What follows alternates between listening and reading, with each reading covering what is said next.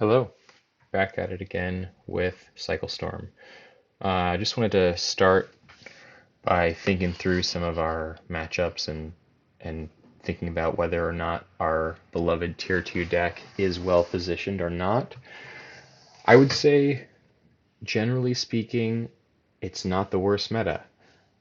We have still Age-Old Affinity, which we're favored against, Turbo Initiative, which we are favored against, I believe. This go wide burn deck, not so much as seen in the last league. Gates is a solid matchup if you know how to play through strands.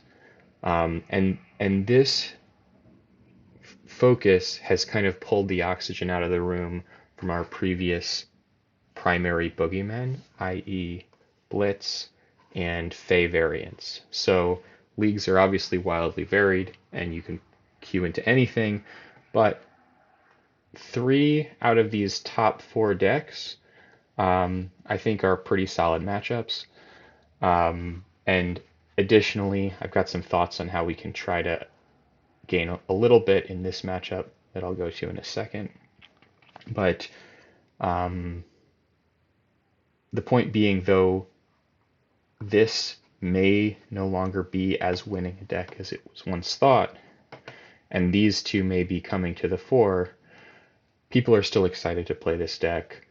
People are excited to experiment with it. So I think we're not in the worst place we could be. Here's a list. I'm going to try it today. Um, Subtle modification to the 60 because of what I observed thinking back over my last handful of matchups versus red. My stock in hard casting Drannith Healer is going up. Therefore, I switched out a Cabal Ritual for a Lotus Petal to subtly increase our likelihood to be able to gain somewhere between 4 and 5 life virtually off of a healer in a game 1 scenario, or even in a later game situation, later match scenario. The logic here is that we really don't want to warp our deck wildly for a matchup like that. We want to use the tools that we already have within the deck to win the game as an anti-burn measure. So I don't think this is a wild and crazy change that's going to massively shift the matchup. It's more a shift of mentality to where when we queue in and we see a mountain, to think about holding on to the healer a little longer than we might have otherwise, and particularly if we're in a situation, even if we can cycle one, get one trigger off of it, that's, depending on the scenario, a 4 to 6 point life swing, depending on whether they had a Swift Spear or a Thermo or something like that. So some subtle changes to the board as well. Scrapping the repeal since Necromass is our primary relic control card versus relic in a control deck, and I don't really respect relic in aggressive decks. I try to just play through it. So we're swapping that out for some APAS Walls Tech versus Blitz with some nice splash damage versus Hexproof if that comes up. All right, gonna work on my pausing game here.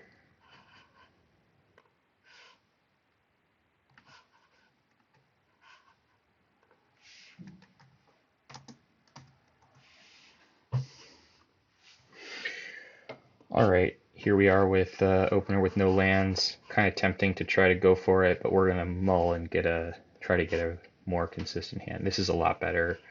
We'll just ditch the ploy.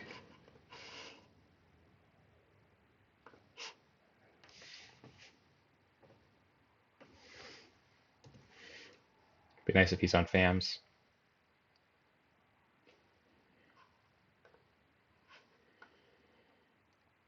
I think we're just gonna burn this. Ensure we're gonna hit our next land drop.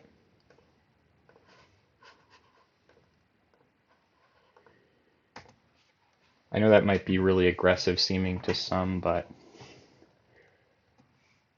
I really prioritize hitting my land drops versus control. and I knew that I'd be able to use all of that mana on that turn no matter what.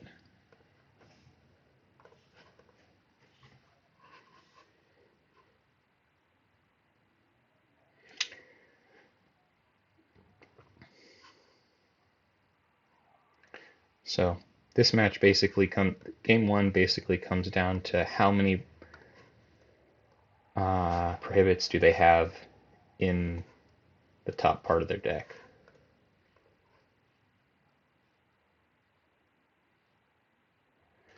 If we draw a songs here, we could go for it.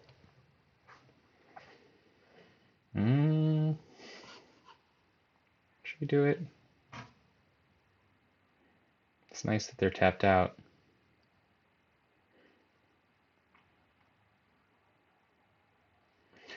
Got a land drop.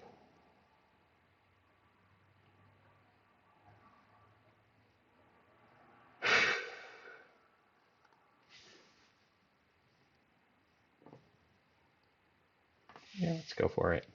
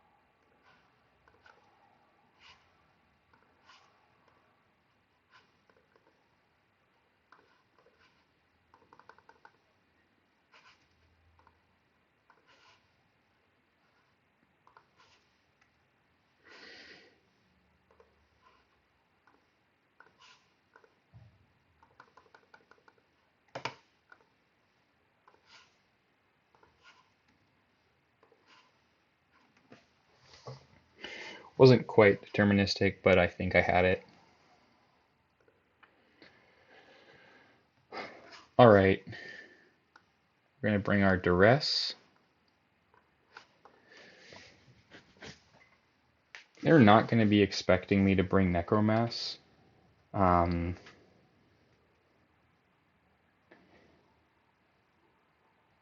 any FAMS player I know, they'd be most likely to have a crypt in their 75, but I think we're going to just not respect that game 2 and try to go again for a fast kill.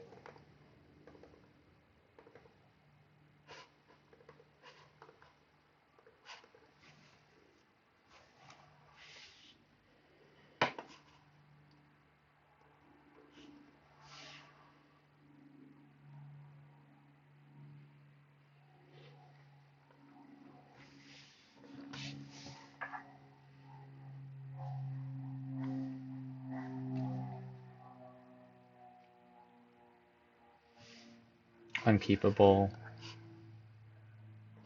Unkeepable. Unkeepable. Begrudgingly keepable. Alright, we're going to keep our 2 lands and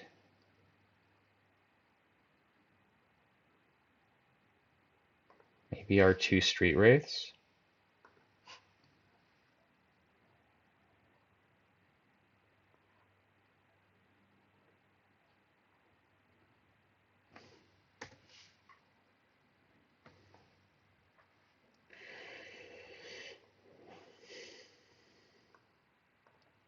Try and look for a basic here.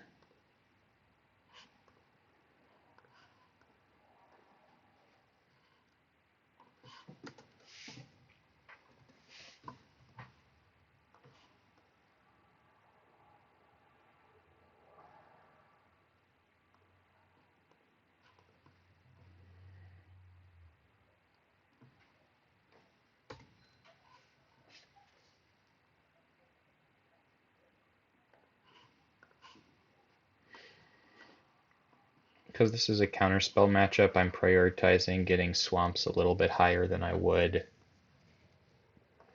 versus a non-counterspell matchup, where I'd basically be prioritizing getting second blue immediately.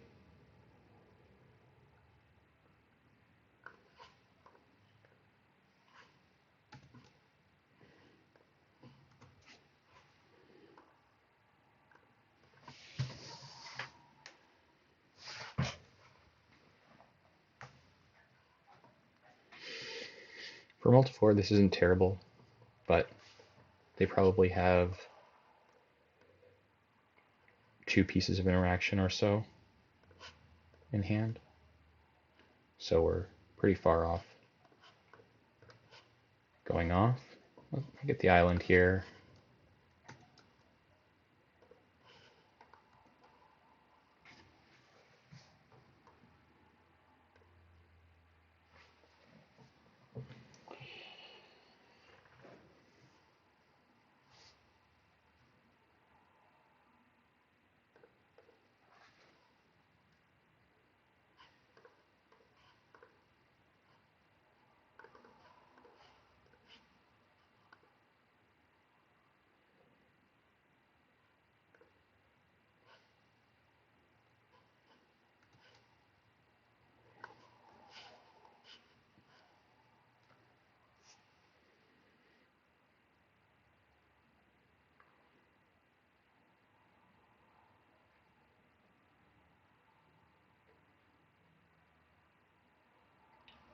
Really gonna foil this?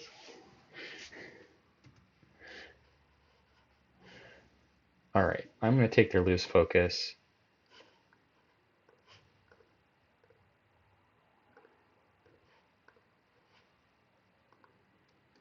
Alright, I'll try to save that for my combo turn, if I can. Try and keep track of vaguely what's going on here.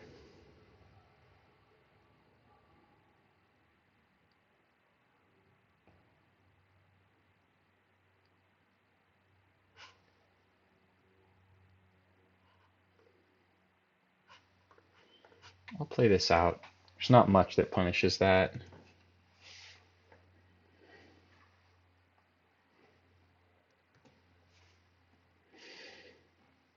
Now if I draw something like Songs of the Damned, could be an alright shape.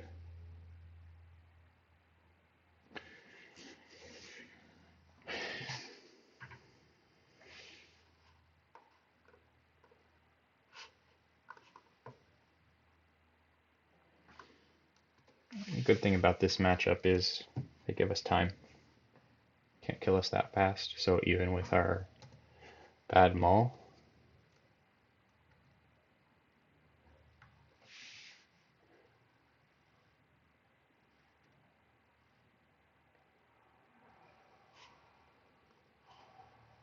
it's not too bad. If they play another spell here, I could imagine returning all my Street Wraiths.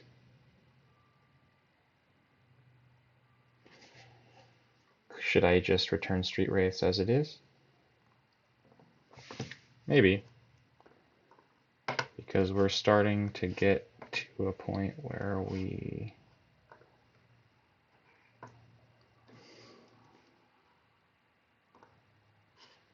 won't be able to cycle them with impunity. And if we randomly get him to tap mana to counter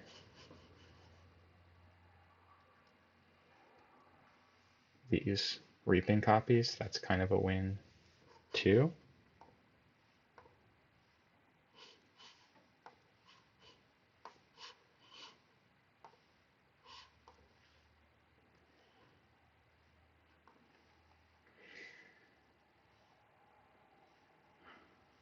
Now, I think we need to go for it here, because we need to be able to have a high enough life total to actually counter a bunch of Street Wraiths. He's probably got a Dispel on hand, maybe.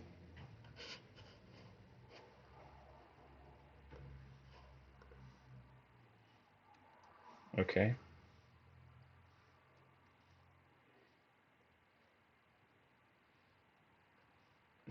Okay.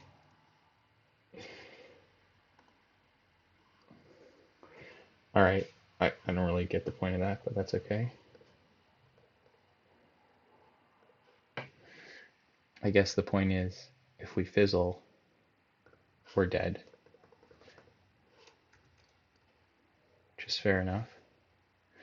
Question is, should I be playing out a healer here? And I think the answer is no. Because we really are not going to win this game if it goes much longer. Which means we need to get lucky here, basically.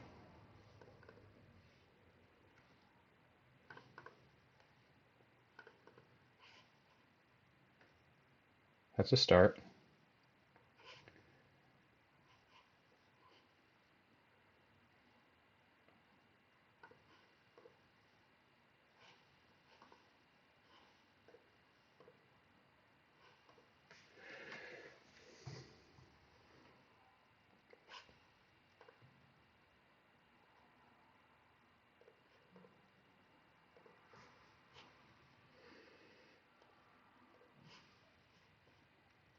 We got this.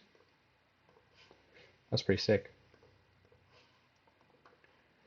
I know the matchup is good, but still losable, and we're getting there off a multifor, which is always exciting.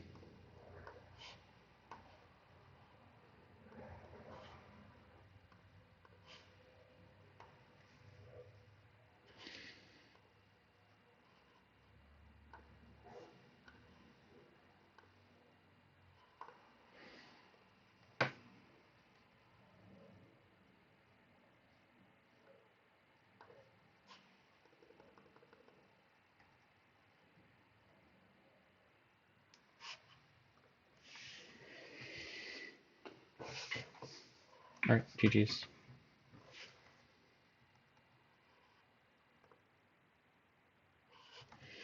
Alright.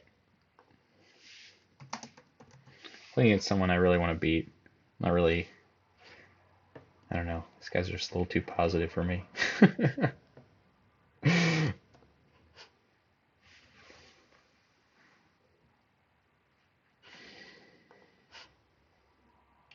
I'm guessing he'll be on some kind of initiative situation here.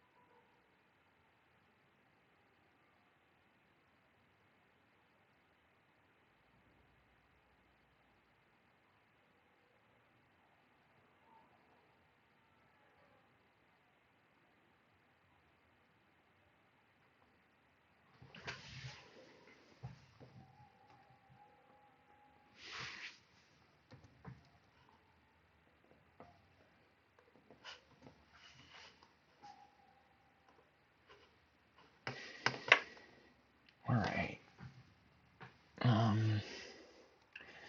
Maybe on this mono blue with the new 5/5 with ward.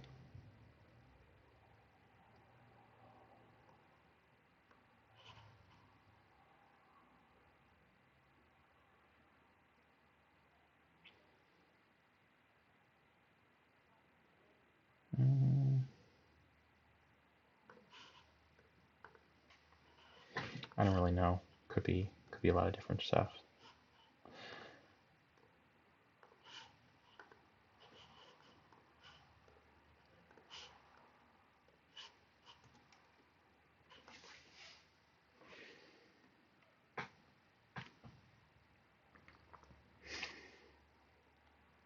People are trying to make blue-red work.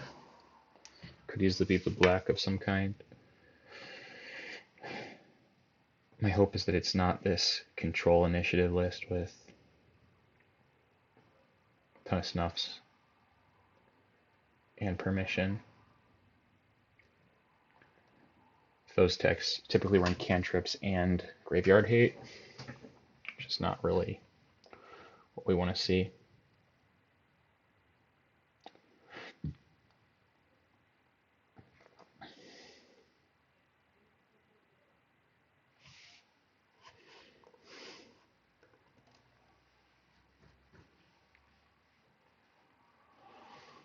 Triple brainstorm.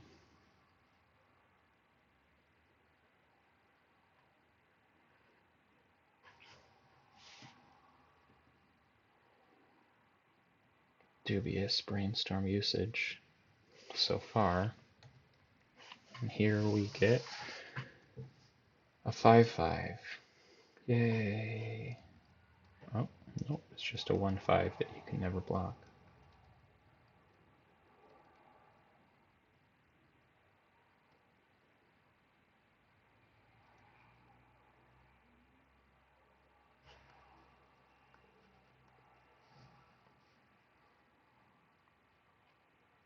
So I could imagine bringing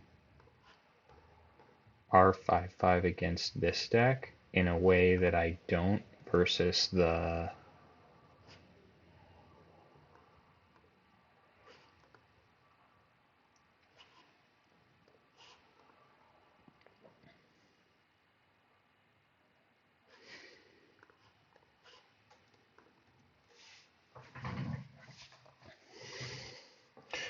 full turbo list, because this list probably has between 4 and 6 initiative creatures in it. Sorry, between 8 and 10 initiative creatures in it, if I had to guess. Probably Gurmags though too, so not the best, but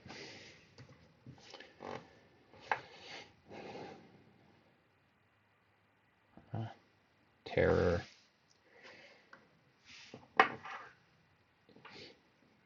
So I don't know what counterspell suite he has. The way he's keeping the double island up implies to me that he's got legit counterspell here, and we're gonna start to be under a lot of pressure very soon. So I think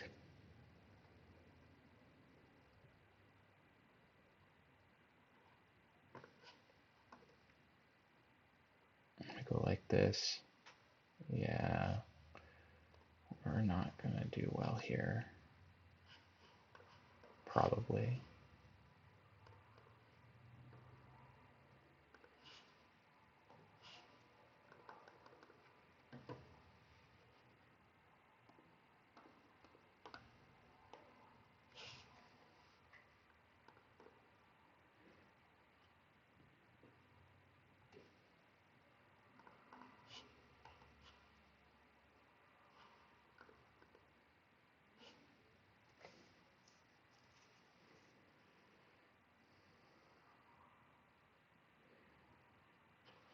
I think I'll ploy.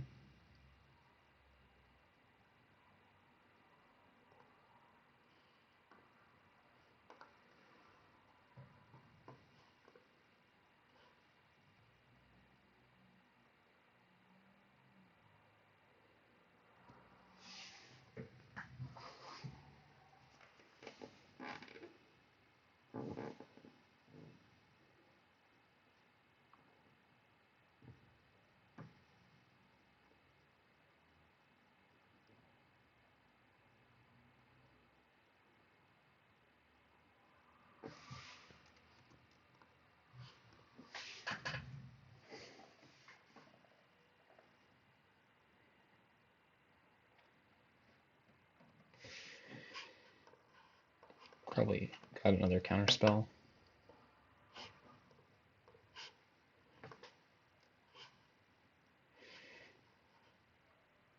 If he's got specifically lose focus, I just don't think I can beat us any counterspells here. So I think I've got to just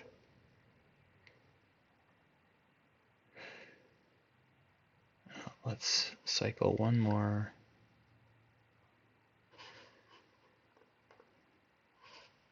I guess I can play around a lose focus. So I'll go like this. Go songs now.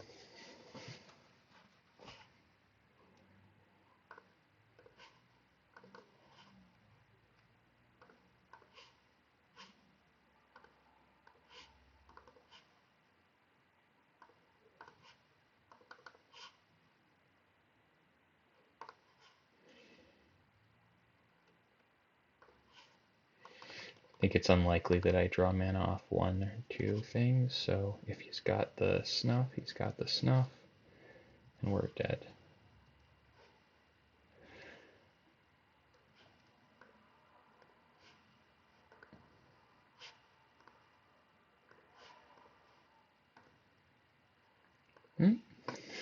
Wild. All right.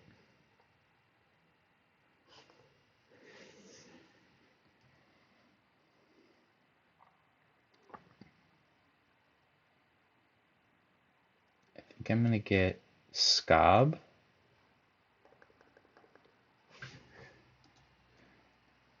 Celebrant. Healer. And then our two Wraiths. And then doesn't matter. Bring everything back.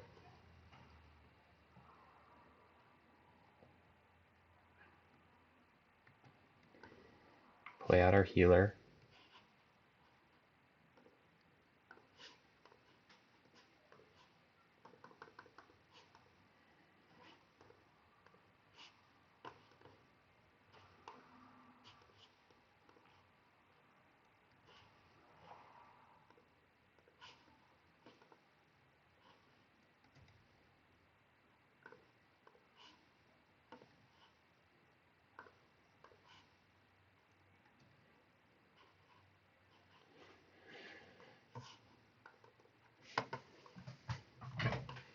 Could have another stuff. For sure. Let's just see if he's got the snuff.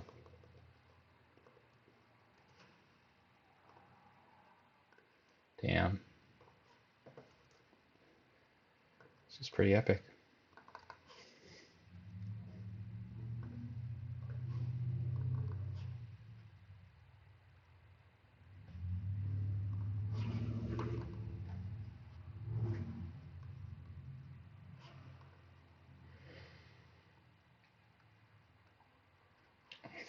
I'll ploy here.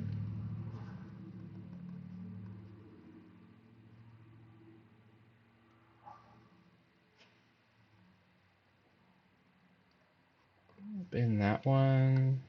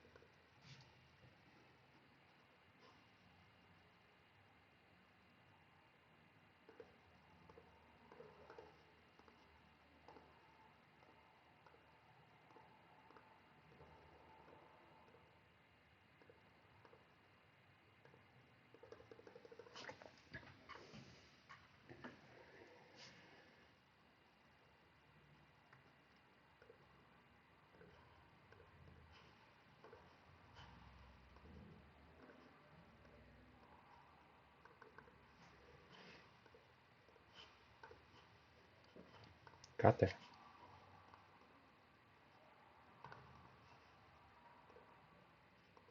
I don't know whether he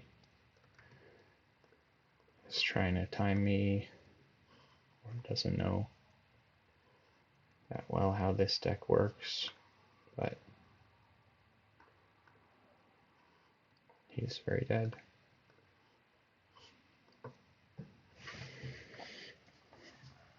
All right, well, I'd say we drew, our opener was below average. We drew above average to get out of that situation. But we played to our outs. Don't want to take anything away from that.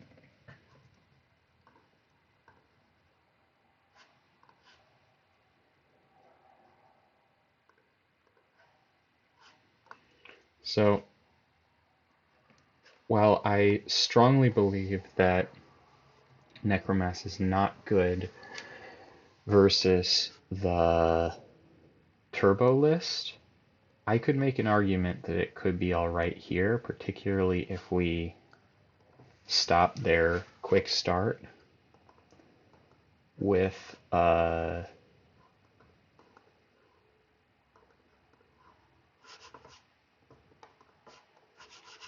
duress.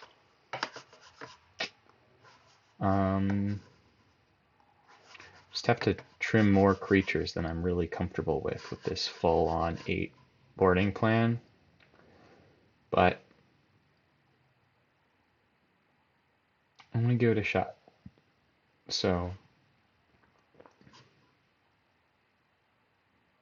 question is, for the remaining cuts, what are we doing here? I could imagine cutting one more Cabal and an Architects, or a Street Wraith. Let's cut a Wraith. See how that goes. And if anything, this will be a bait and switch where we'll pull out the Necromass for game 3, but make sure he sees them.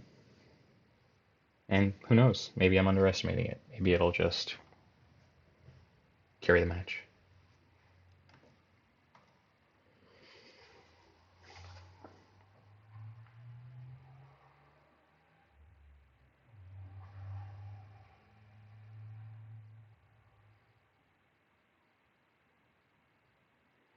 This is solid.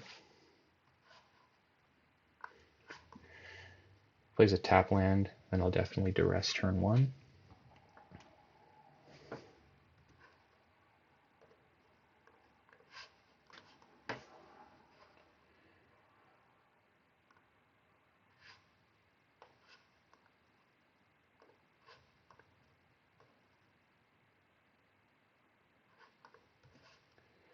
All right.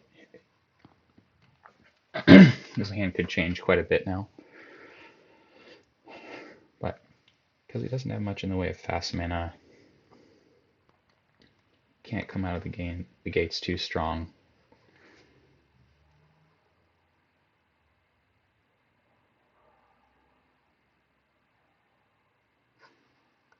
Let's duress again.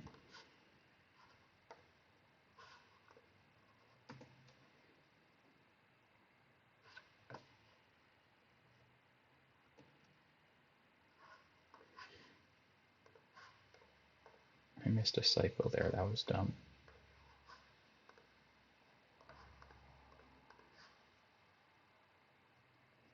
Alright, didn't end up costing me.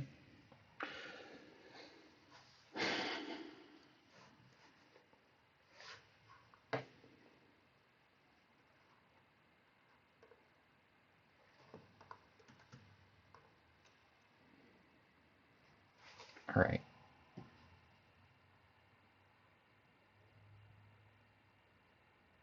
I'm going to burn a ritual to play this.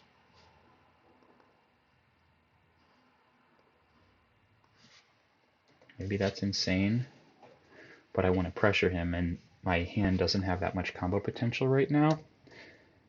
And who knows, maybe he'll just try and kill my guy.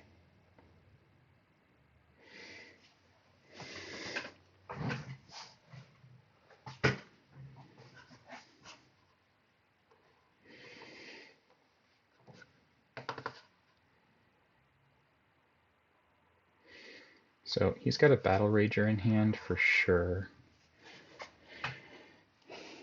Kept one from a scry and is pondering. Could be that he just kept the ponder though. He's digging for removal.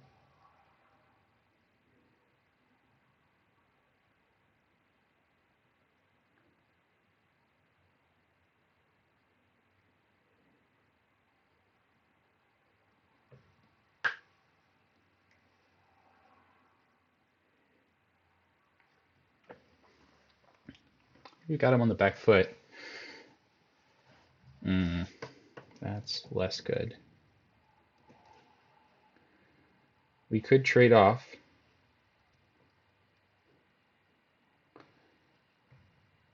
I believe.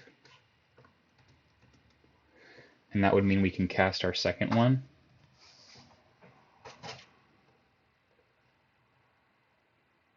Pretty easily. All right. I think we'll just try to press our advantage.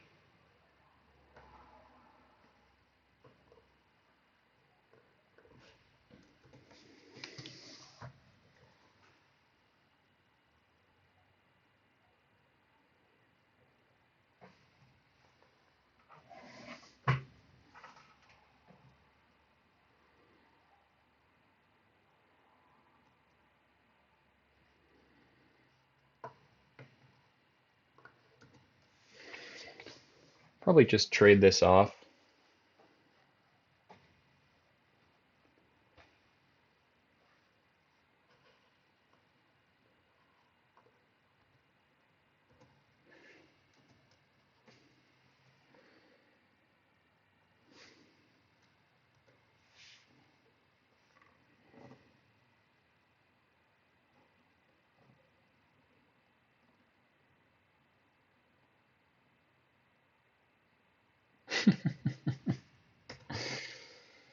Oh my god.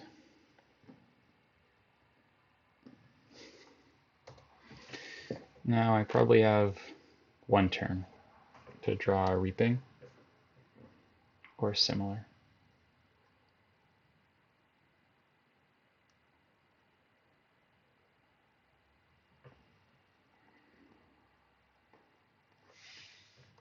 Alright, my only line here is to play out a Scob to chump.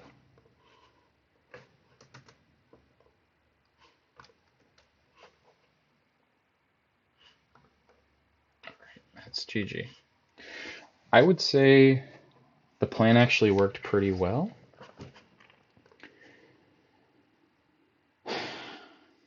All things considered. But I'd rather cut these now and go full on combo with him maybe respecting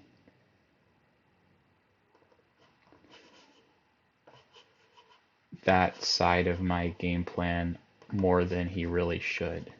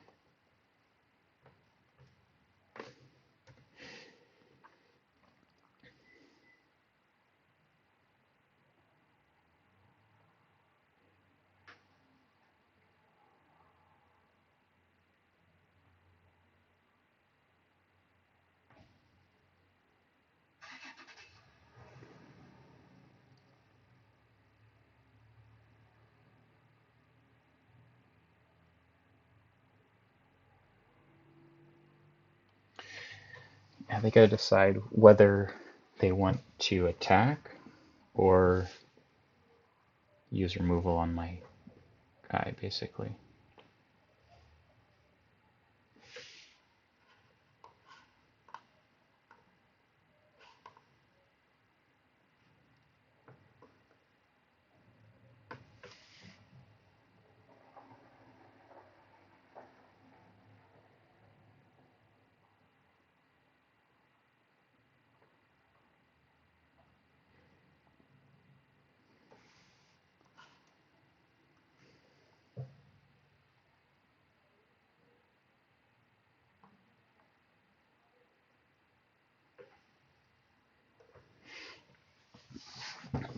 So now I'm basically looking for a window where they tap out or I get a duress or something like that. Maybe a pipe dream. I probably have 10 counters in their 75 or so.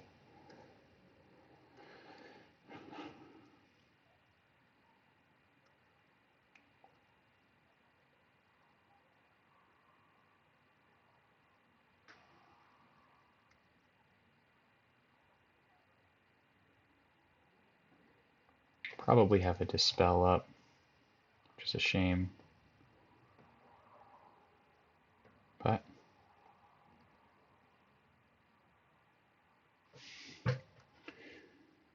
we've got a shot here. Got some combo potential for sure.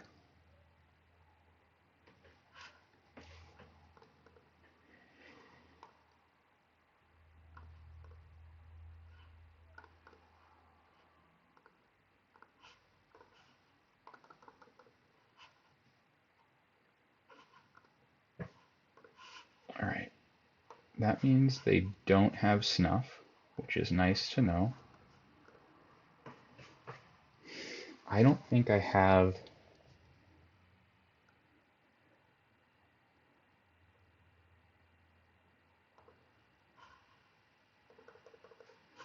enough mana to play out Celebrant, so I'm just going to leave it in the yard.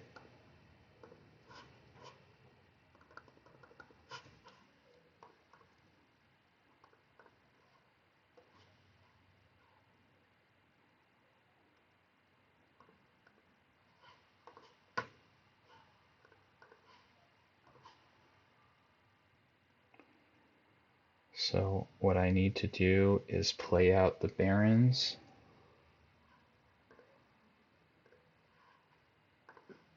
and cycle. And I need to basically hit songs there, and then I needed to hit a blue source off of that cycle. As it stands, I'm dead. Had a shot. We'll just duress just for information, and their hand is empty. Yeah, I mean, you just put these cards into a deck with cantrips, and you have power and consistency that is really tough to handle. Inevitability. You've got inevitability and speed in a way that is just, I think, it's just pretty broken. You know, you should have to make a little bit of a trade-off for those things. Obviously, the people can say you can go wide, you can play unblockable shit, but then you're playing tons of bad cards that are not good against solid Magic decks just in order to beat this particular mechanic. I mean, that's not a winning strategy. Anyway, really, really sick game one. Shame we couldn't make it there and the rest. I guess our luck ran out.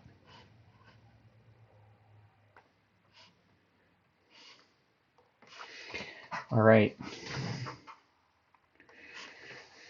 Match 3 of the league. We're 1-1.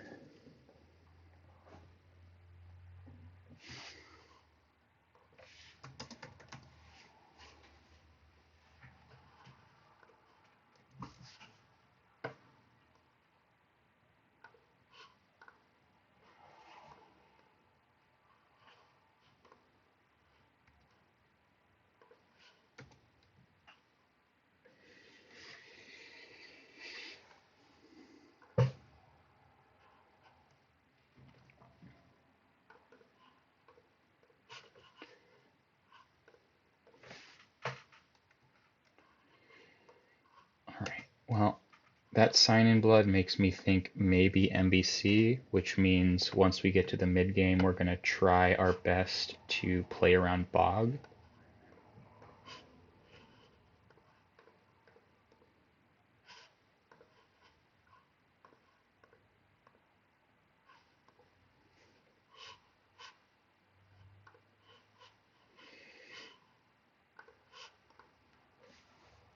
Which is easier said than done, of course. There's always the tension between playing around Bog and hitting our land drop. In this case, I'm not going to go all in because they don't have much of a clock on us.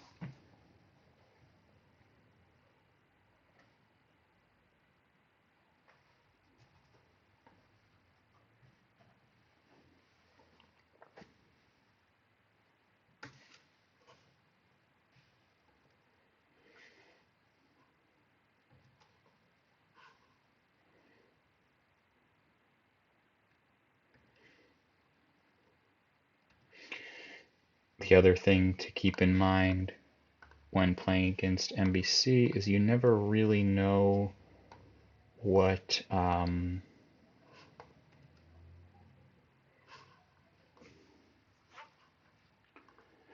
removal suite they're going to be running. I'd say we can try to go for it here, or we could wait. Let's try and wait a turn, and if they play the Bog, we'll obviously respond to the trigger. If they don't play the Bog, we'll teachings for songs on their end step.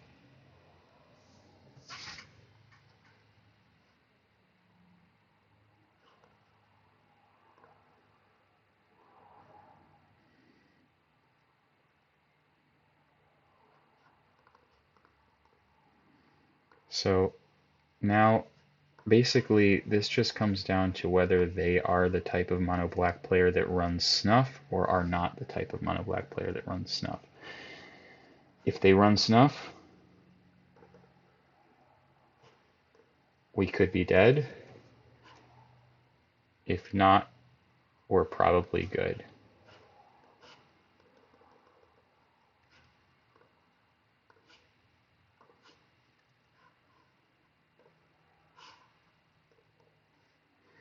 Just play this out for Storm and just hold off there, I think.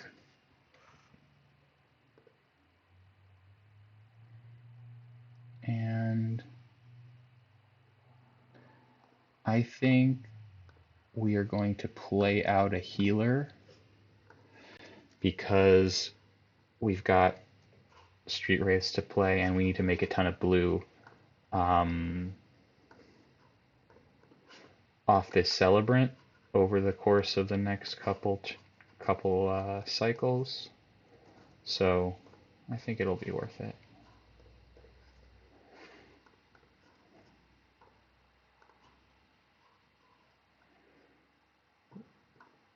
We'll cycle this, I guess. See if this goes through, just so we know.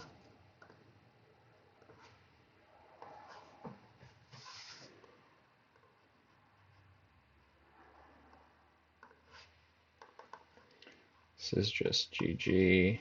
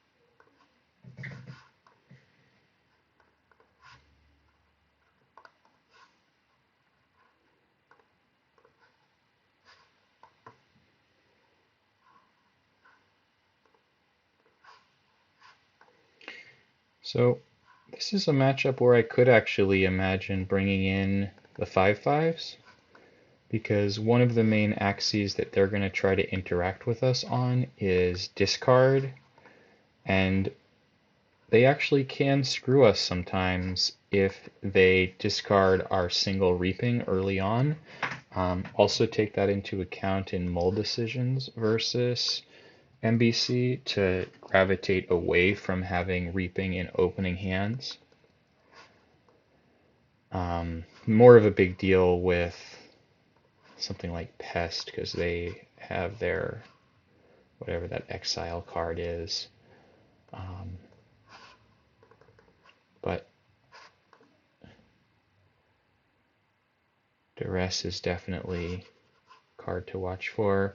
Another card to keep in mind in terms of its relative value to keep in hand in this matchup is Architects, because they have this discard two cards or an artifact card, and so we want to hold off when in doubt on Architects when we can.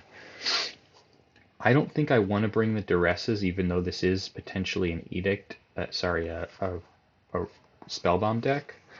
I'd rather try to fight them on this axis because all their creatures are really bad, and I think this has some potential. Ploy can be relevant, but I think we'll just go with one and try to lean in on this Necromass plan. Yeah.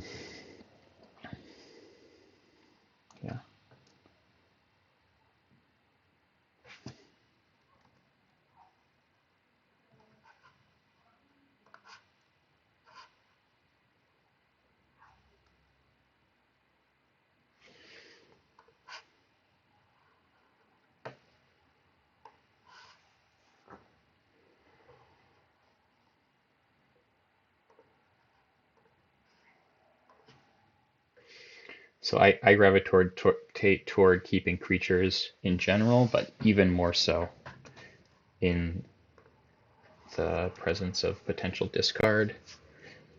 Here's an example of what we were just talking about.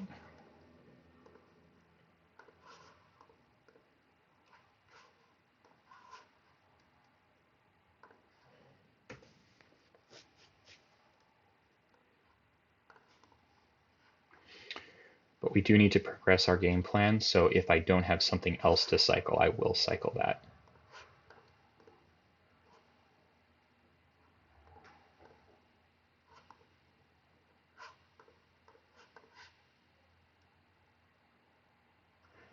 All right, I'm going to stop on my upkeep.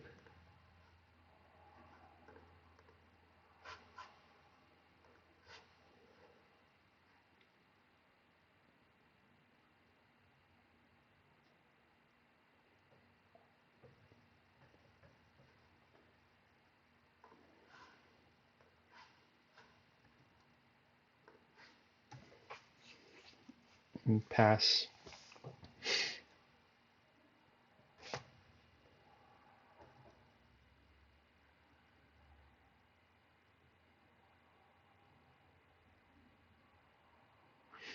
There's been some experimentation in mono black lately. Like I've seen versions with dispute. So here's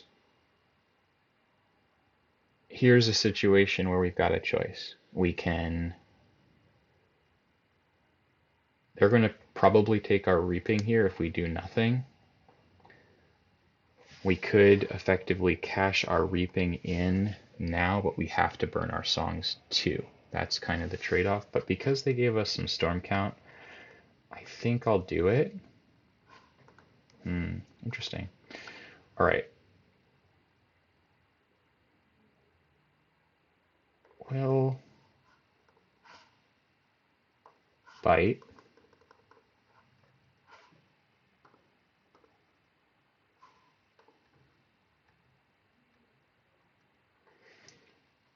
Let them discard their card for free, for no value. and then we'll cycle a horror on end step. And now we'll see. Definitely gonna cycle this and this.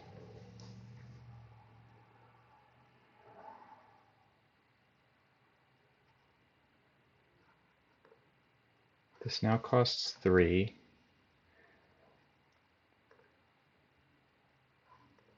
I think I'll burn the ritual.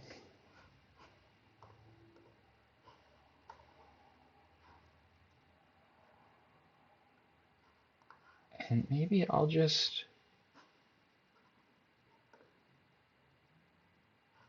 Oh, I messed that up. I was just checking to see how much it cost. Alright. I meant to check to see how much it cost and then consider playing a ritual, Cabal ritual, to get out a healer and a Necromass. But gotta remember to not just use that as a check because it can burn you like that sometimes. I think we might be in a good spot.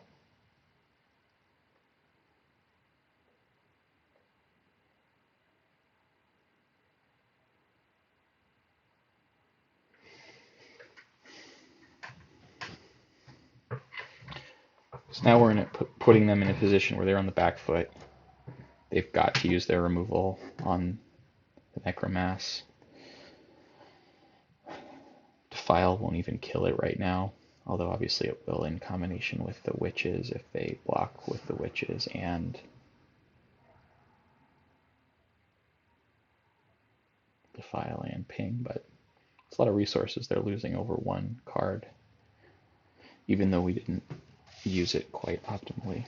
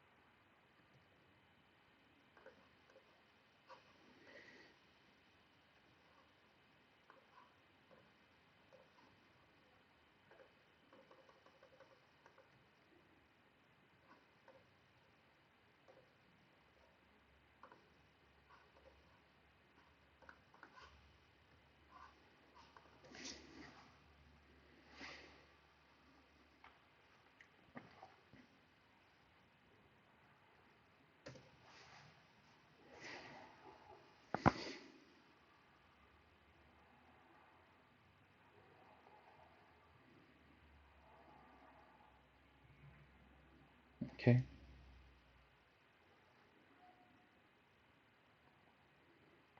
I mean, if they top deck a relic or something along those lines,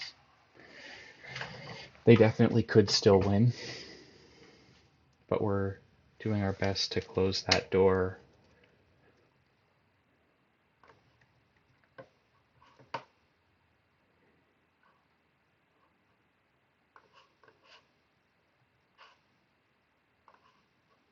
I'll just do this in case we draw land.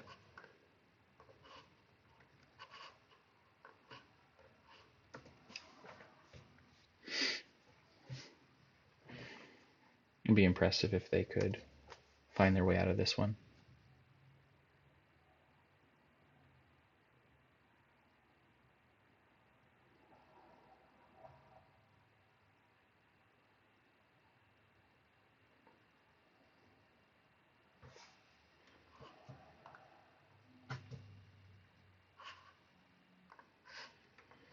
We're 2-1, back for match 3. This hand is questionable, but we can take a really aggressive line that's kind of high risk, high reward, and that is Petal, Barons for Swamp, Ritual, play a bunch of stuff. Now we don't even need to contemplate that silliness. Just get the island in their end step.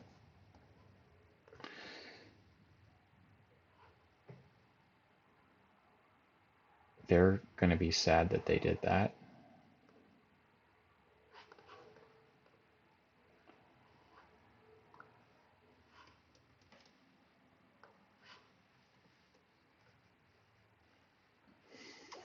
This doesn't look like a Bound Slam deck, so that's probably it as far as their bogs are concerned.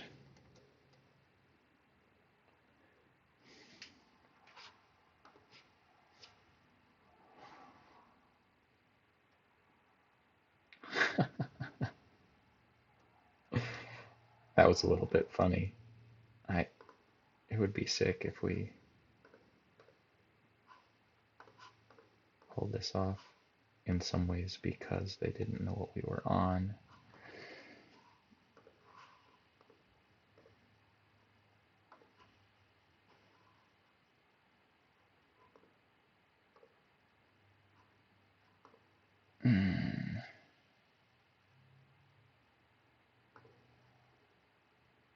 I kind of want to play that out.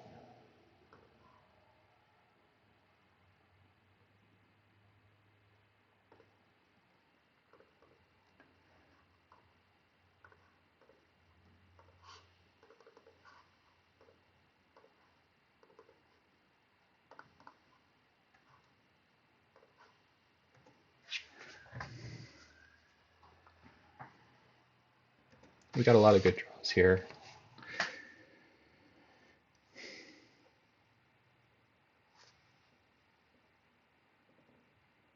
Damn.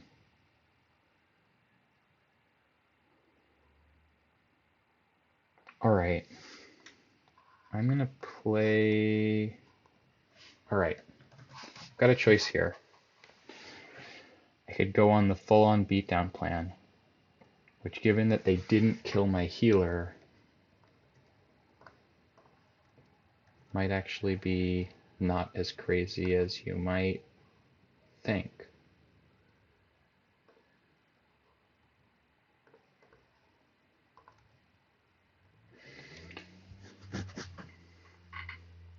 Because it was kind of like a...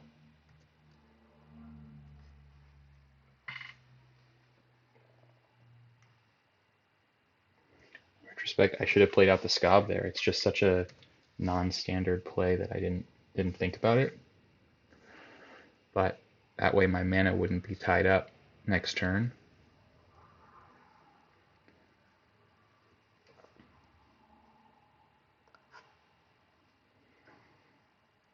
I think they can start to escape this now. Oh, it's 4 mana.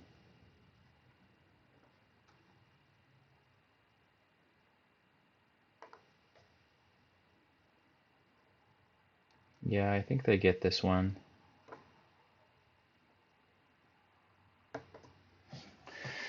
Yeah, this is an odd situation, but it really...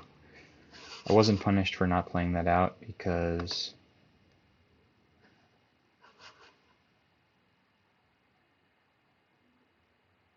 they killed our horror anyway. Okay, they're just messing around, but we'll let them have their fun.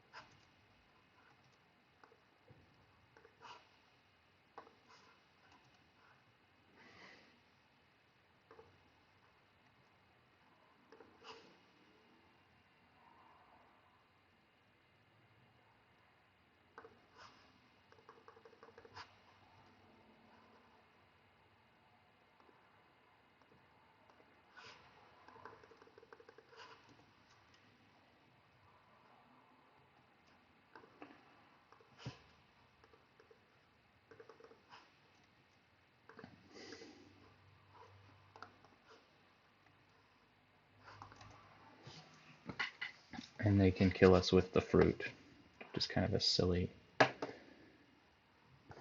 And they've got it in multiple ways. All right. The fact that they have so much, like the bogs, the repeatable graveyard hate, makes me actually interested in having this. In some ways more than Nah. Because they probably don't have a ton of ways.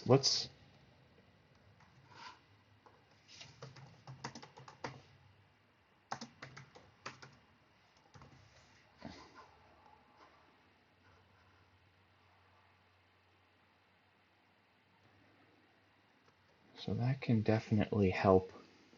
They can definitely get us with that.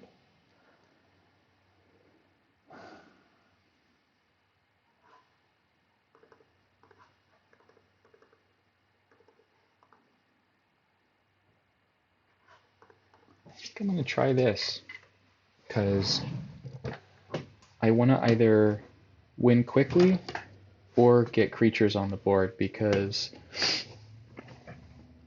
trying to Gnaw works way better versus the artifact-based graveyard hate because of its quasi-repeal functionality than it does versus the bog. Funny thing about that match is we kind of had a chance in a certain way. Maybe not, because they had all that unearth or whatever that mechanic is called.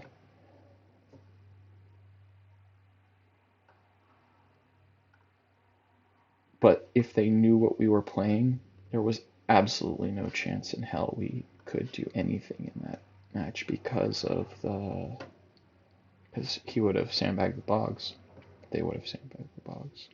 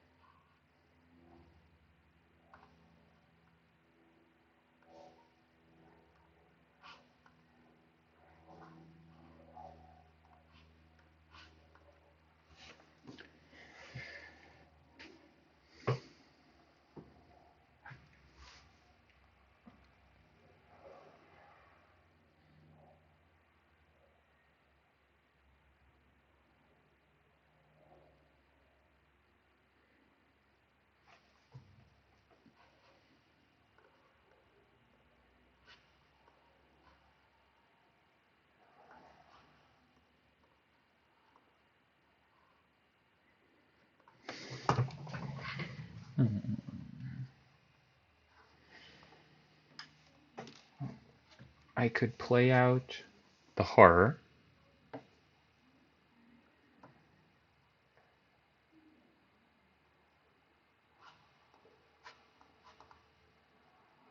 And thereby keep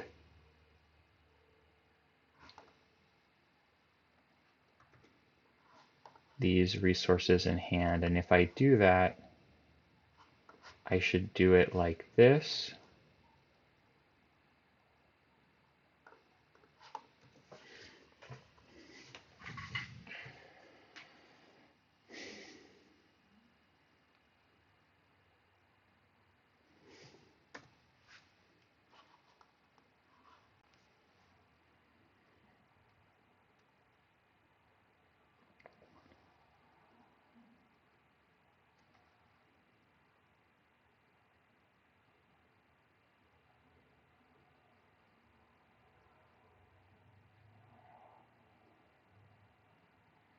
They're digging for the bog now.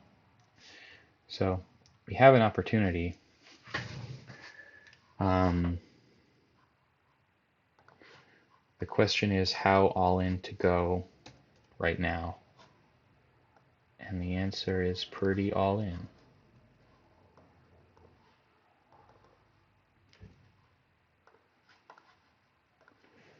We'll go like this, see if we can get our songs back. My guess is we can.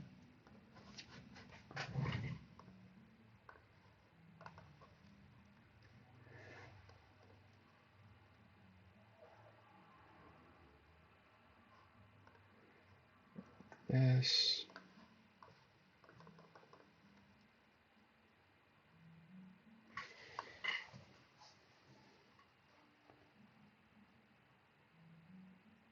I'm going to ditch this.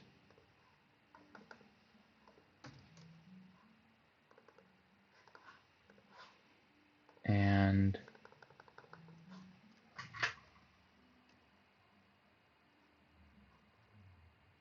then, do we have a healer? Yeah, we do. So we've only got 5 mana.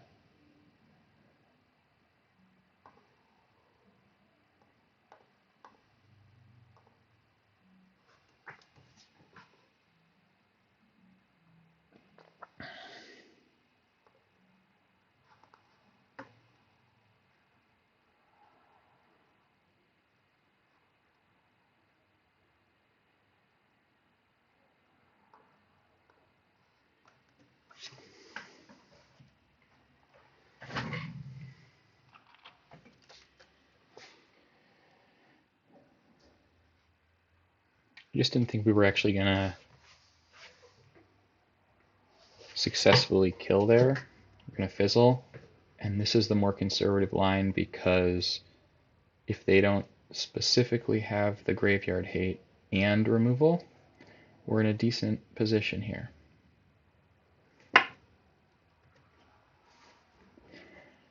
And what my plan would be is to drop the healer next turn, kind of as edict protection. Yeah. And then beat in.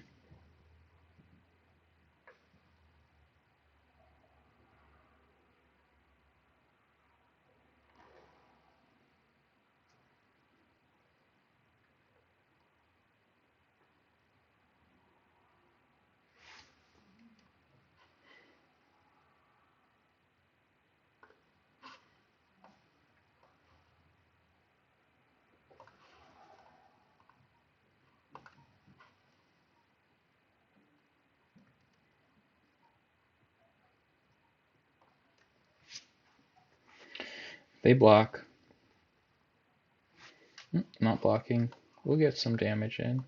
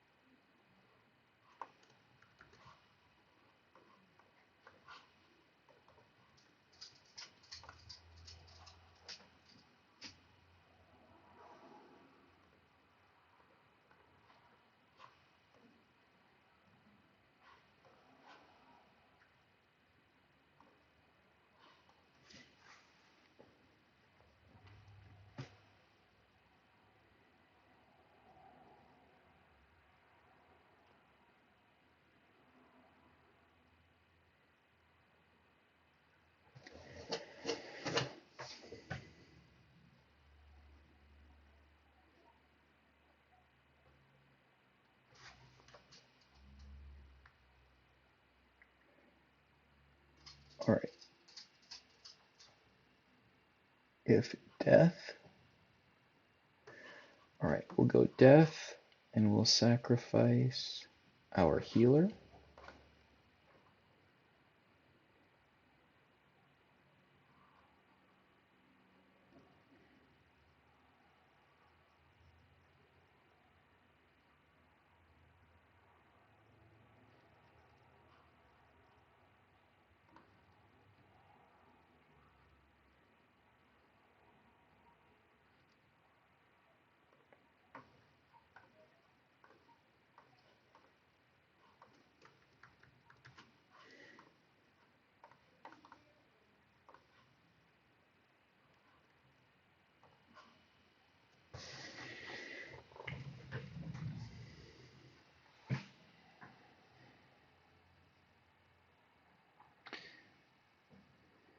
could have Gurmag in this deck, which wouldn't be great for us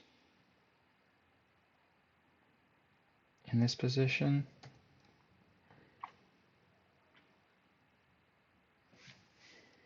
Guess it's only fair that they get a 1-mana 5/5 as well.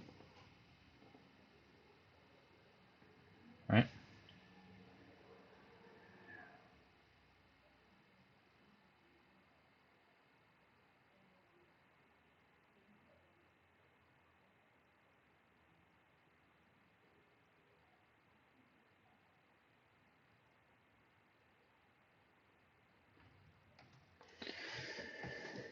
That looks like a desperation move to me.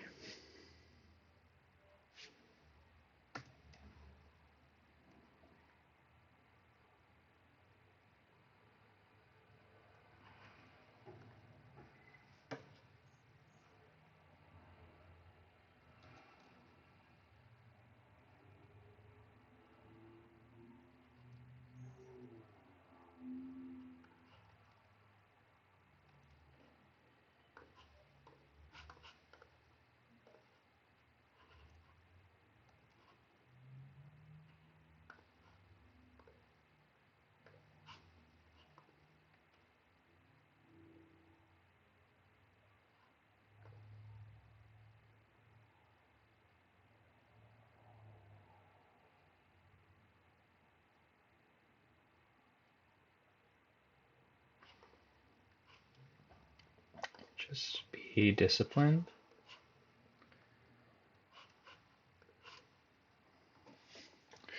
And continue to put up Edict Protection. Because it's unlikely that I could chain together a win on that turn. I'd rather not blow my Lotus Petal over not winning. Sure.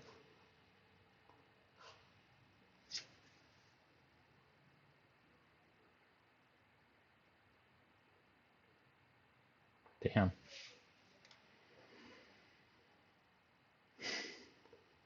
Well, that was disappointing. All right.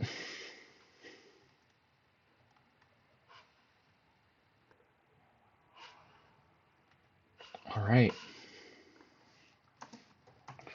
We're back for the final match versus Ponderous,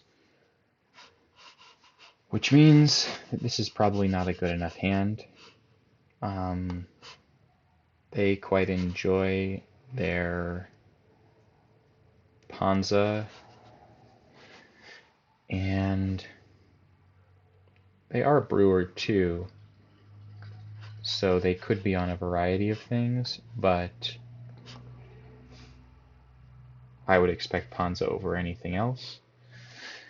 The important thing, as I see it with Ponza, is to make sure you have access to black mana. This may be irrelevant because they might not be on Ponza, but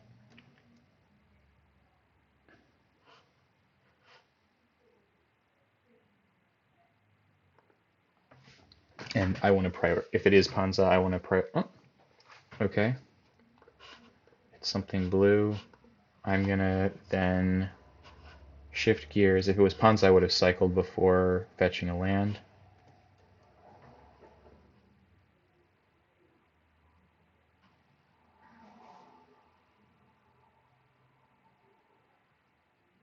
Alright, so this is probably the mono blue terror deck, which I haven't played against yet.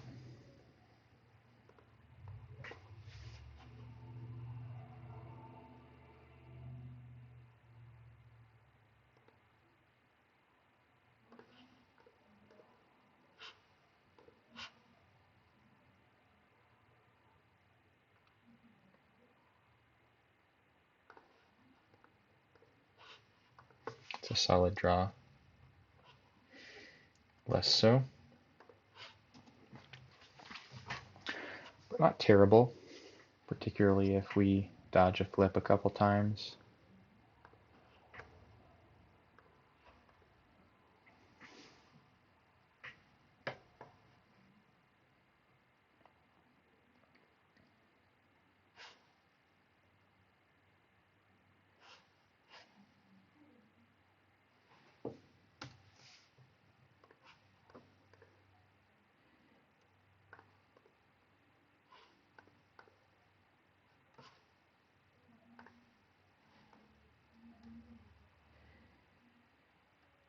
So I'll plan on ploying on his end step. Basically, if we get a songs, we're in a solid position to try to go for it if he's tapped low enough. Don't think these decks are running Snap, but I'm not 100% sure. I doubt that there is a stock list yet.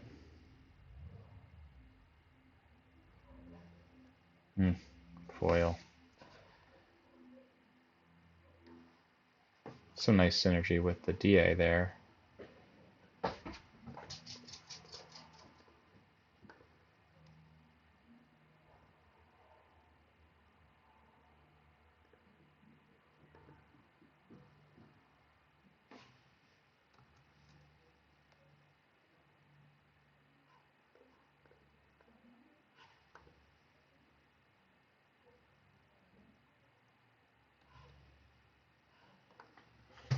That was not a bad draw. I think I'm going to go for it here.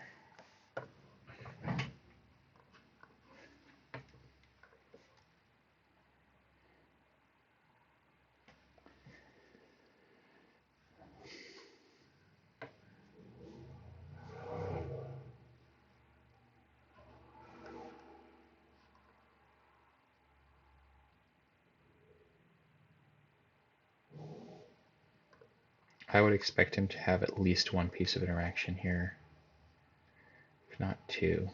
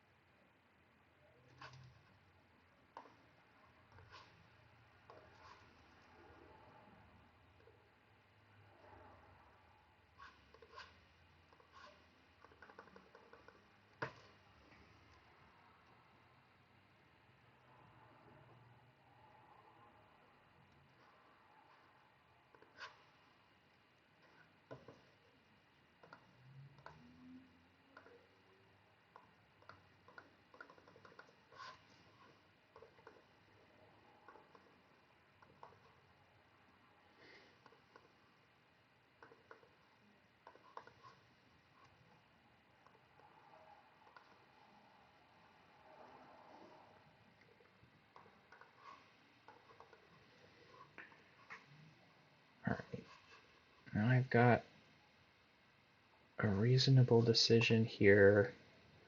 I could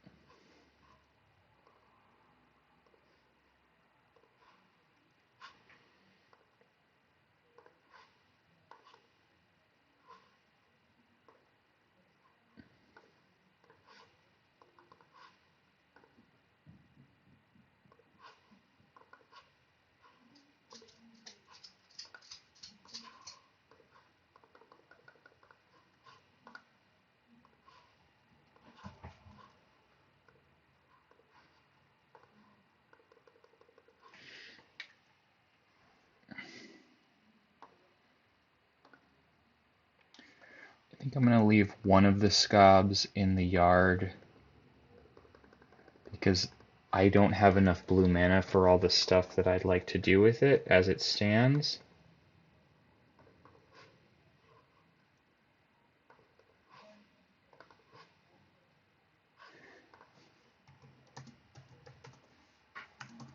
Sorry, I missed that.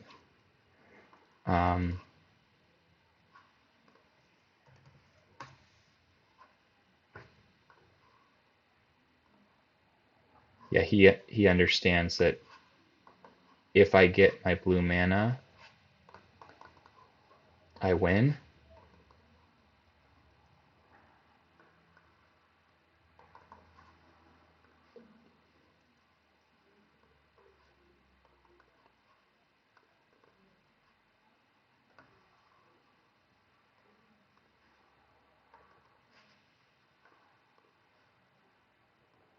but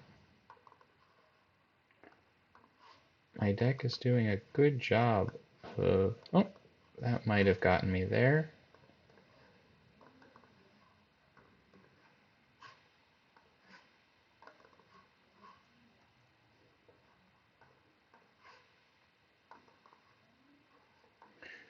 Okay.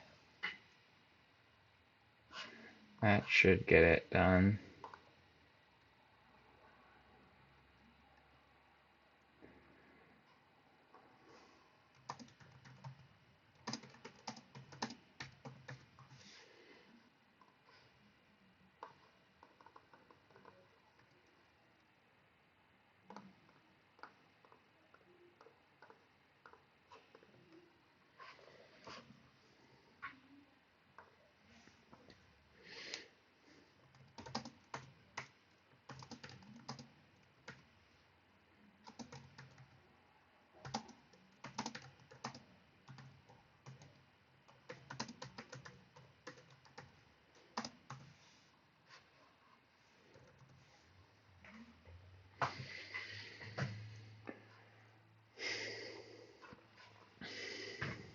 Alright. I'm definitely gonna get the duresses.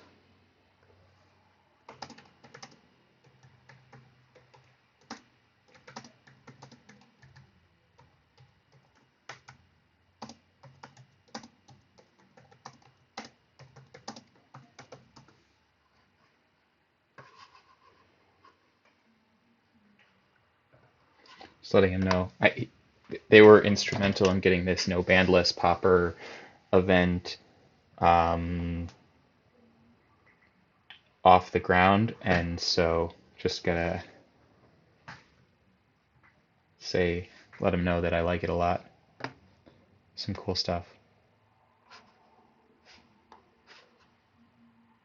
Alright, I think I'm just gonna go duresses and no necromass and try to stay fast. I'll ditch a ploy, pedal, and 2 architects and see how that goes.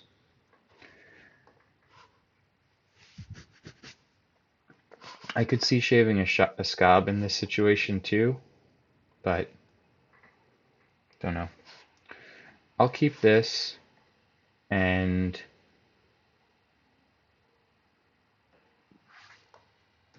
probably I'll not play the duress now because they've probably got a brainstorm.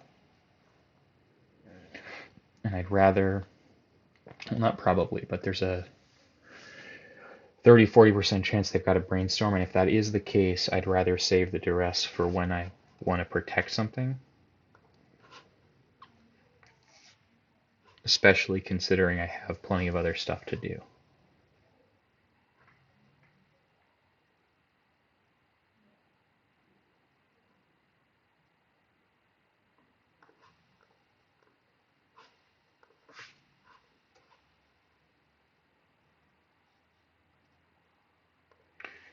I'll duress now because they just brainstormed into a hand that they like, presumably.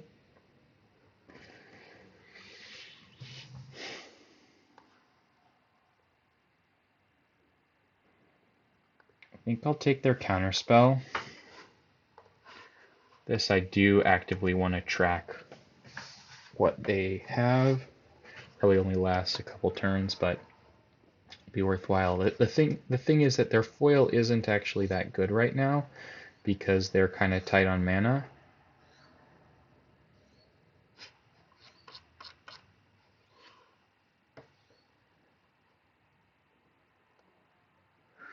Oof, they got a clock now.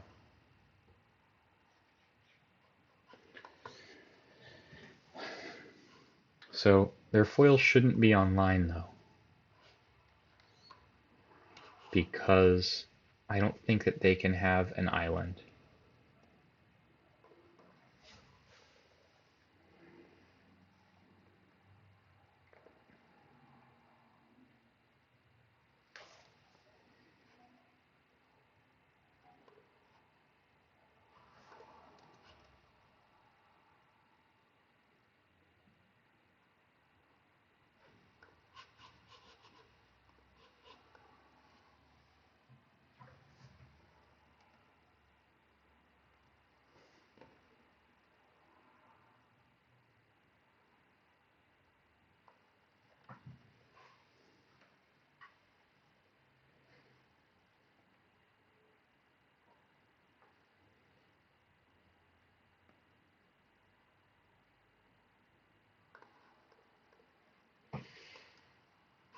We have a lot of power in our hand, but we still should wait a little bit. I think it's worthwhile to try to develop out our resources a little bit more rather than just going in really hard right now, because it's unlikely that they have basically at most one piece of interaction if they keep an island in hand, which is not really what they want to do anyway. And I think this means they have 0 pieces of interaction unless they draw into something off consider.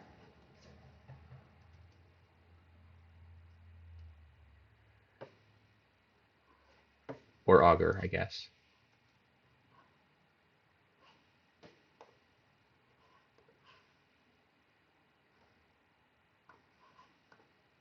Yeah, I think we're gonna go for it on this turn.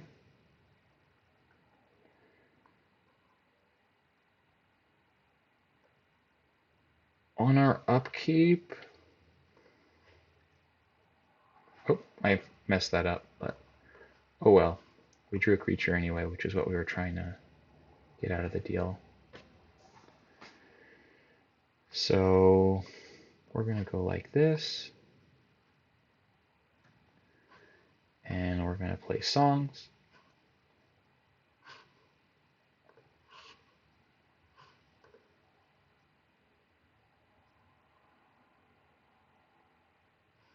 How do they have an island?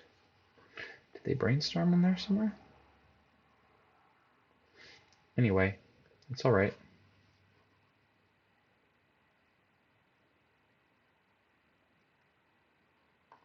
They're looking for an island. If they get an island off this, that'd be pretty sick for them.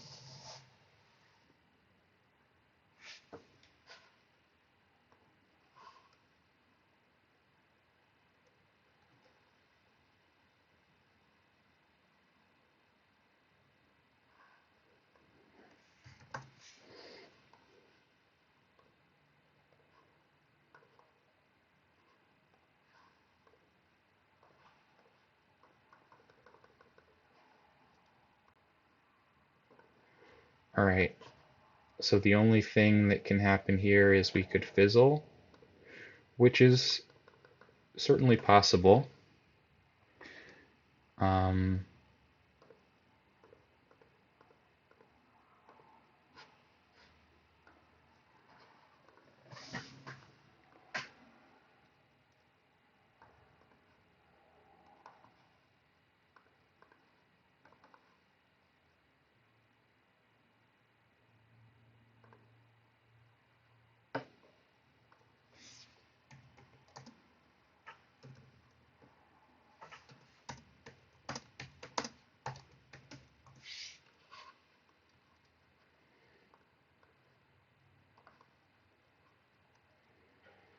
okay.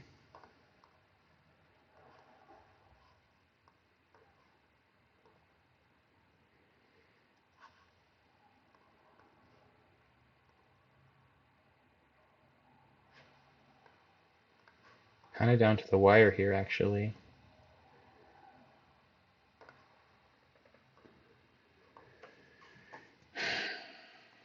Alright. 5, 6, 7, 8, 9. So we need to play out the Celebrant in order to block the Terror, or the Horror, or whatever it is. I don't think that they're likely to have a card that stops this, and I think that they just have a foil in hand right now.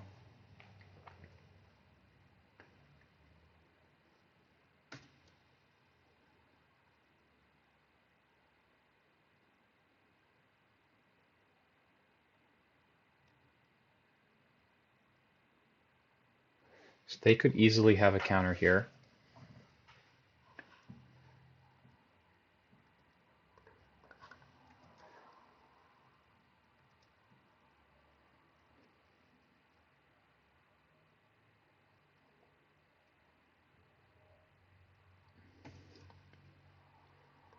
I think I have to duress first, whatever I do.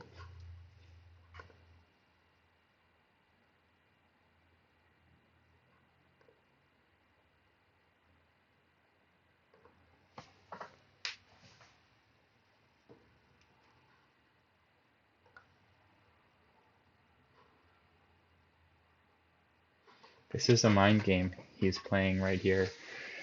All right, if I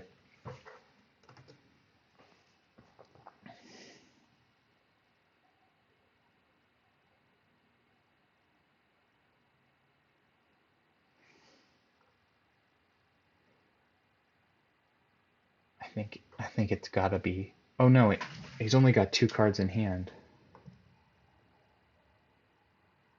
Let's read foil because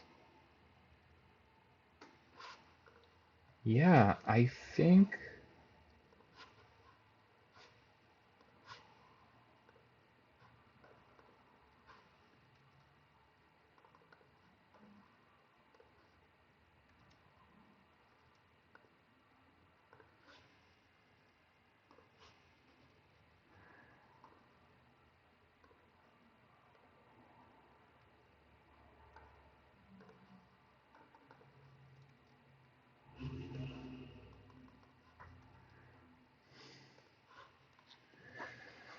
all right, because I've got a decent amount of mana now, I'm gonna get the Celebrant and the Scob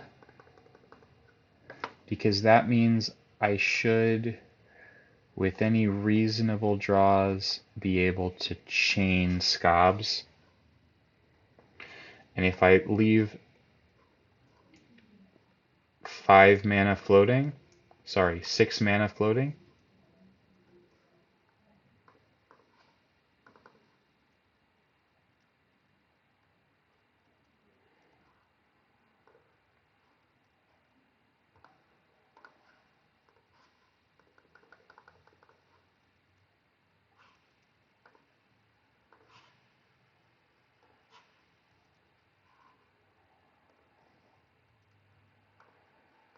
so here I've got, if I don't draw into more mana,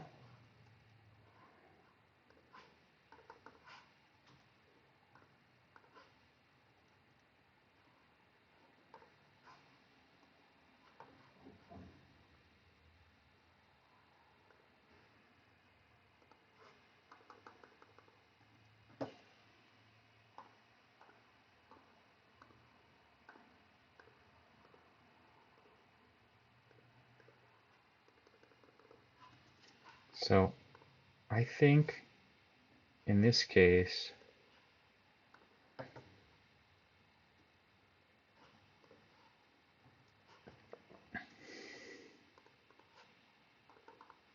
I'm going to go down to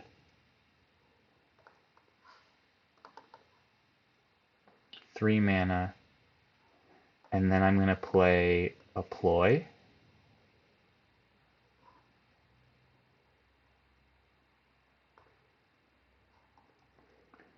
So now I don't have to chump his guy for a turn.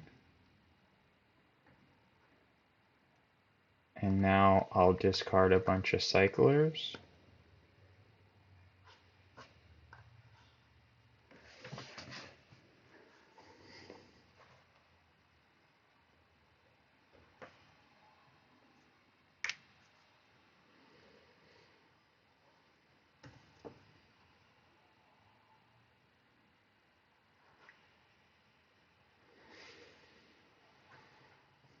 It's been a pretty interesting match, actually.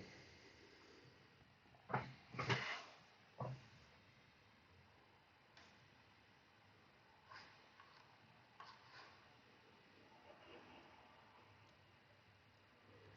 just going to take it.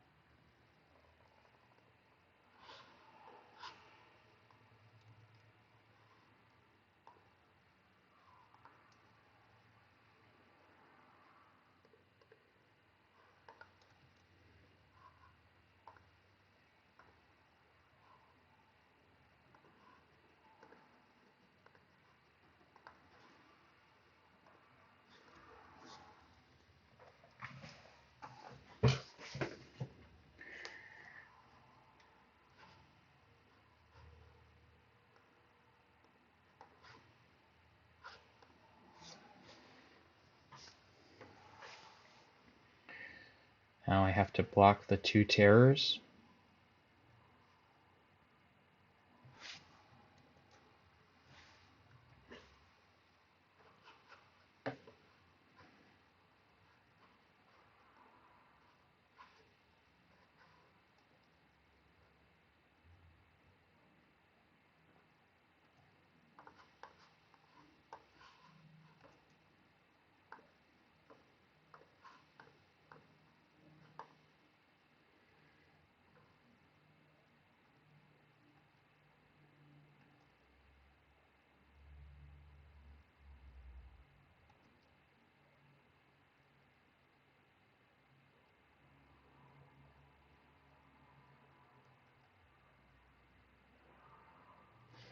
Probably should have played the Street Wraith, or rather cycled the Street Wraith as well there. So that was definitely a play mistake.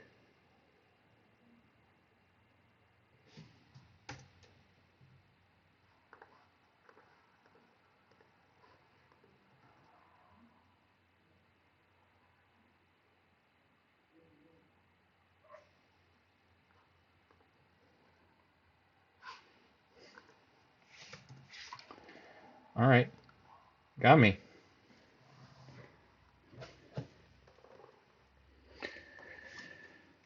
So that was rough. I feel like I probably misplayed there somewhere. Not really sure. Just run it back.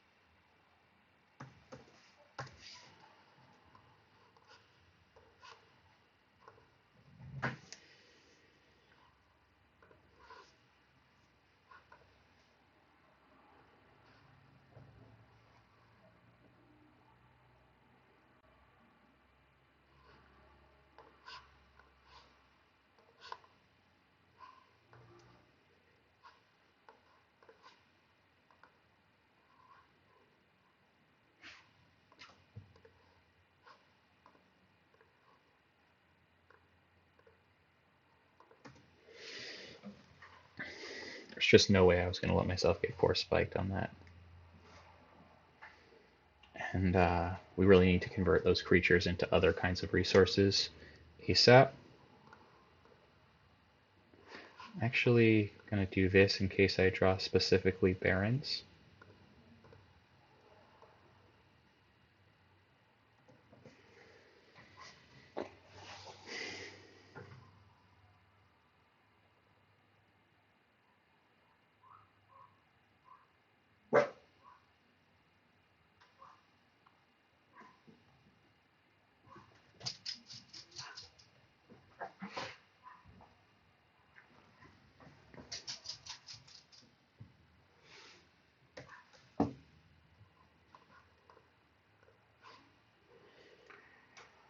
Alright, some blue mana.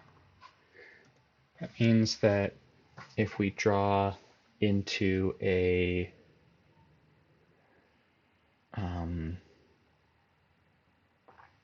reaping, got some potential to win, though they are probably have a grip full of counter magic they're amassing right now, and some of their counter magic's kind of annoying, like these spikes on our discard. We don't know whether we need to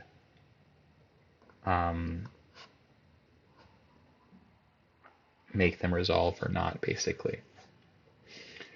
Alright, I think for the sake of information gathering, I'm going to do this with a mana open now, so that he can't spike it at least. If he's got to burn a true counterspell on that, that's a trade I'm ready and willing to make.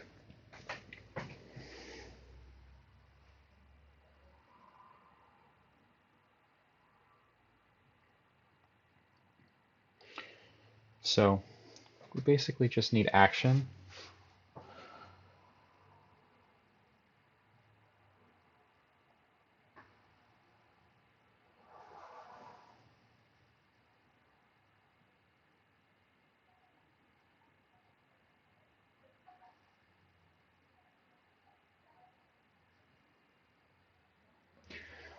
I would have thought more seriously about bringing the Necromass if I knew he was bringing Relic, but I just don't know that, so I don't think it's worth diluting our A plan on speculation, especially when these lists are so new that there isn't solidification around their boards.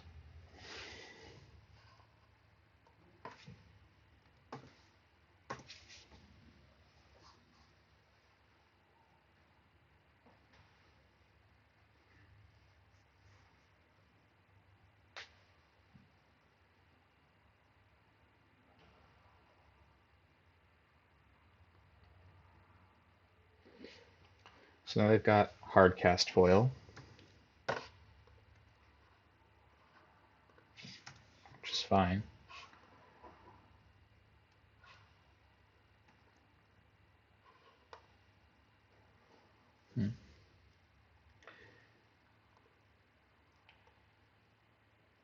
So I could play a Cabal Ritual as bait here.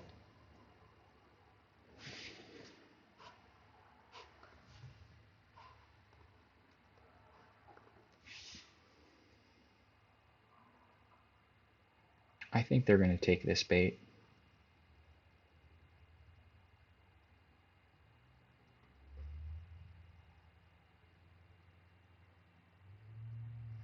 That's what I thought. All right, we'll pass.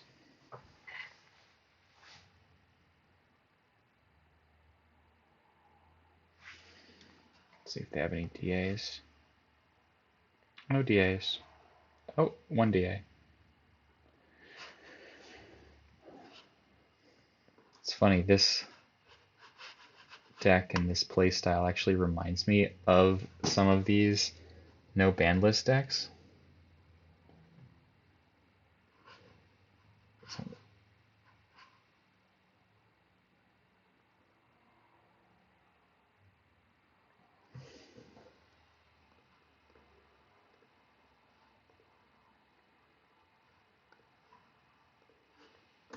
All right, I'll pass again.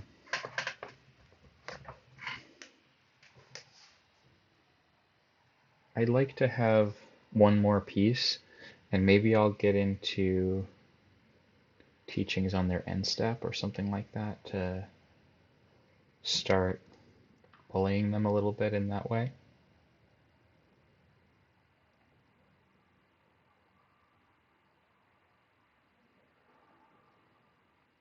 Patience is definitely rewarded in these kinds of matches,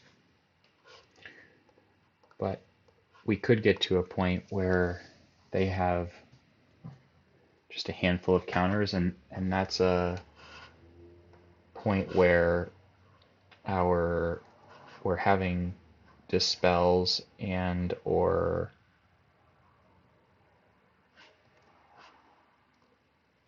damn, I gotta go move to the other room. Or pyros. Could be better.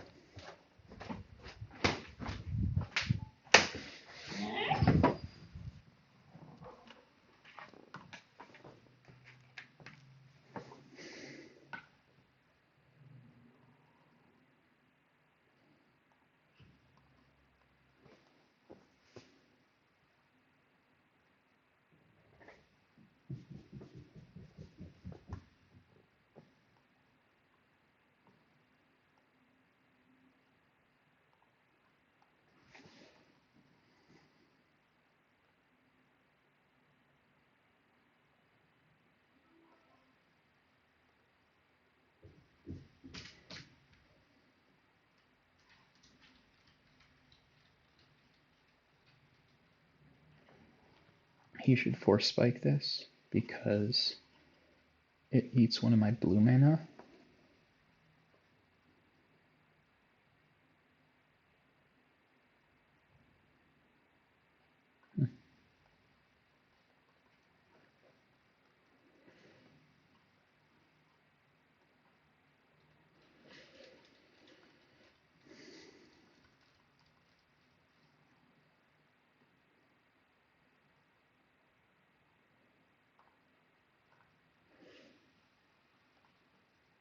Probably didn't want to give me Storm.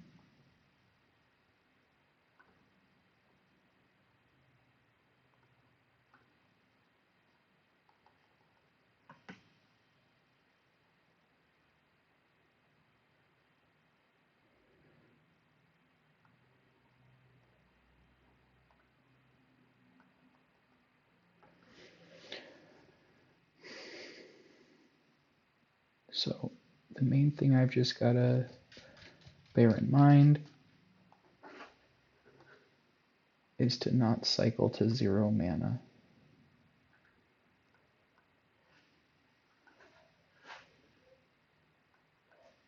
I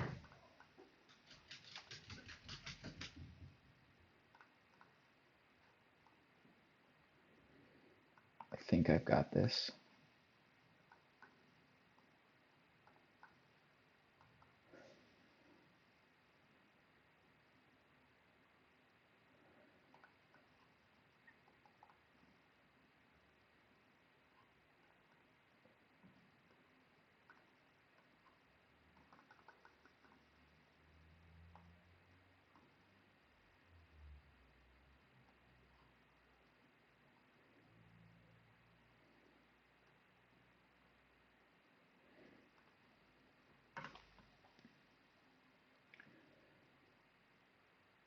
So I think I'm going to leave that there.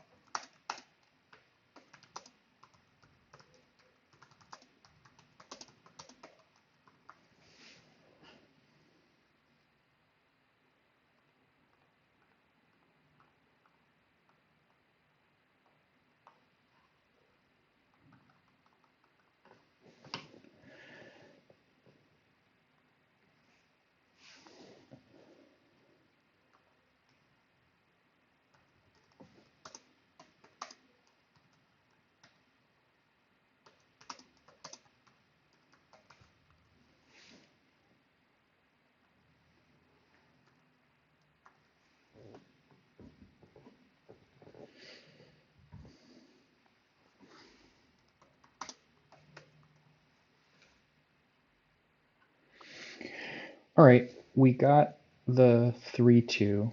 So not the best, not the worst. FAM's very good matchup, but still losable for sure. Definitely prefer the Pyro plan versus that matchup. I think it's our win rate's gone down versus FAM's a little bit, switching to the Duress plan. Disappointing loss after a really, really nice game one. Seems to be a trend. What was this? I'm blanking for some reason. It's a shame.